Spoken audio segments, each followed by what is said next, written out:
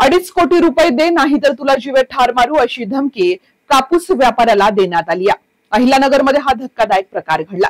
हा आरोपी दुसरा तिसरा कोणी नसून खासदार सुजय विखे आणि संग्राम जगताप यांचा कार्यकर्ता असल्याची टीका विरोधकांकडून केली जाते। पाहुयात बातमी सविस्तर। नमस्कार, अहिल्यानगरमध्ये आपलं सर्वांचं सहर्ष स्वागत। बातमी अत्यंत महत्त्वाची बातमी आहे शेतकऱ्यांच्या जिव्हाळ्याच्या विषय संदर्भात।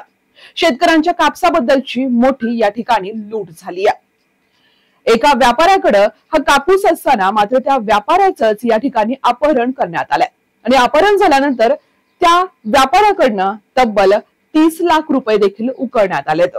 श्रीगोंदा बाजार समितीचे संचालक बाळासाहेब जगताप राहणार बनपिंपरी आणि आरोपी अजय शेळके त्यासोबतच 11 जणांवरती खंडणीचा गुन्हा दाखल करण्यात आला।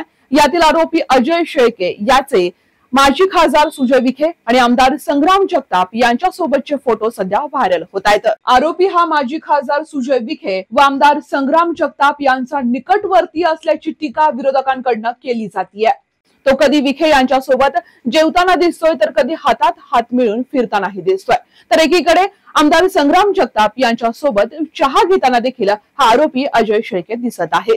आरोपी अजय शेळके याचे राजकीय हित संबंध आता चव्हाट्यावरती आलेत।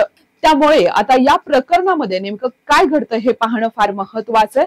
या ठिकाणी अपहरण करून खंडणी वसूल करण्याचा अत्यंत गंभीर गुन्हा दाखल असणारा आरोपी आणि त्याचे राजकीय संबंध यामुळे यामध्ये आता कायदेशीर कारवाई करण्याला काही अडचण तर निर्माण होणार नाही ना, हा प्रश्न आता उपस्थित राहतोय।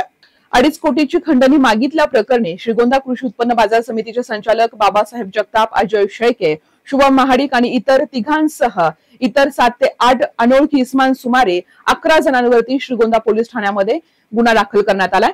जगताप, शेळके आणि महाडिक या तिघांसह 7 ते 8 जणांनी या व्यापाऱ्यास दमदाटी केली, बळजबरी केली, 4 चाकी वाहनात बसवून ब्लॅकमेल देखील केलं आणि पिस्तूलचा धाक दाखवत 2,50,00,000 रुपयांची खंडणी मागितली।